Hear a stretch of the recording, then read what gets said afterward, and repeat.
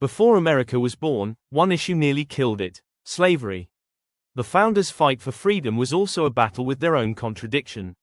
Welcome to Oliver's History Project, where you'll learn the exciting true history in the novel, The Unlikely Life of Oliver Atkinson. The American Revolution declared liberty and equality, yet slavery remained woven into colonial life, creating a contradiction at the nation's birth. Before 1775, slavery was legal in every colony. Enslaved labor powered plantations, ports, farms, and Atlantic trade networks. The war shattered old controls.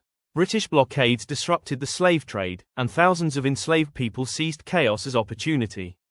British leaders, including Lord Dunmore, promised freedom to enslaved people who joined them, turning slavery into a tool of war, not because he was magnanimous or humane.